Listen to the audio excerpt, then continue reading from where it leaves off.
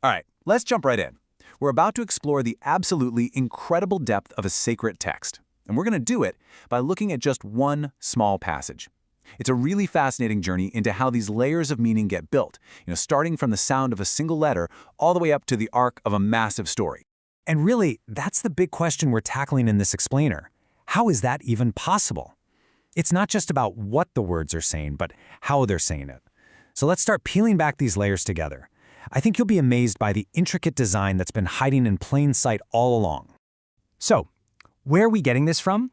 Our guide for this journey is an interpretation of a passage from Surat Al-Baqarah. You might know it as the cow.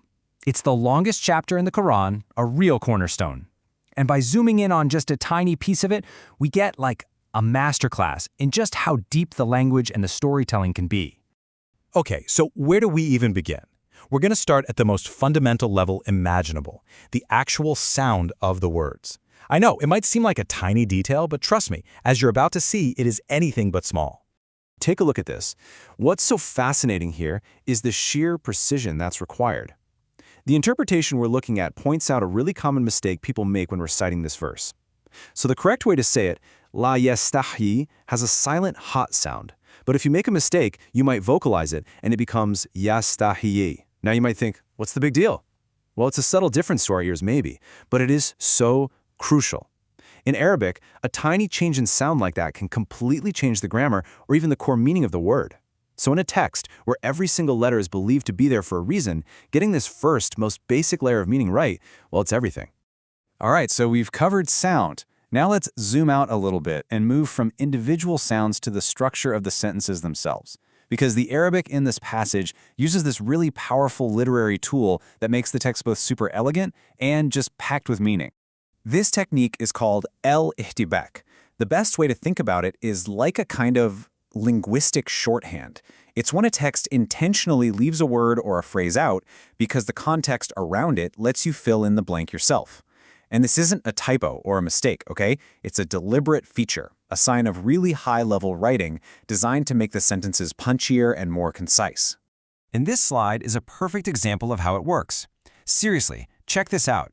On the left, you see the verse as it's written, but on the right, you see what it implies.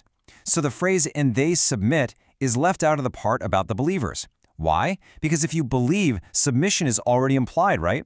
And on the other side, the phrase, "they are ignorant," is left out for the disbelievers because their very act of questioning implies they don't know the truth. It's like a perfectly balanced scale. You only need to see what's on one side to understand what's on the other. So elegant. Okay, so we've gone from sounds to sentences. Now let's zoom out even further, beyond the mechanics of the language to the actual story it's telling. And this is a big one, the foundational story of Adam. The interpretation we're exploring here offers a really specific and honestly powerful new way of looking at this story that so many of us think we already know. So here's the absolute game changer in this perspective. It reframes Adam's story not as a tragic fall from grace, but as the beginning of a mission. The idea is that he was created for Earth from day one. His role, Khalifa, isn't about being a divine stand-in. It's about being a successor, maybe to whatever life existed on Earth before. And get this, even the angels' famous question about humanity, it's not seen as them objecting to God's plan. No, it's reinterpreted as a kind of prophecy, based on what they'd already seen happen with creation before. This timeline really helps lay out the whole journey from this point of view. You see, it all starts with a clear purpose. Then it moves through these tests, right? One about knowledge, another about obedience, and it shows that even when a mistake is made, there's a path back through divine mercy. So the ending, the big finale, it isn't a punishment at all. It's the fulfillment of the original mission, to finally take on that role of successor on Earth. But wait a second, where did all this actually happen? Well, the source talks about two main scholarly views on this. The first is the one we all know, the celestial Garden of Eden.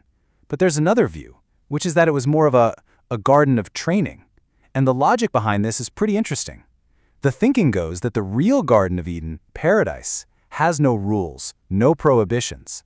But in this story, Adam was forbidden from one tree. So that suggests this garden was actually a special place, designed specifically to get him ready for life on Earth, a place where rules and choices are a central part of the experience. So, okay, we've looked at the sound, the language, and the narrative. What does it all mean? What's the big takeaway here? Well, That brings us to our final layer, the universal lessons this story holds for every single one of us. This quote from the source material just hits the nail on the head. The garden was like a microcosm of Earth.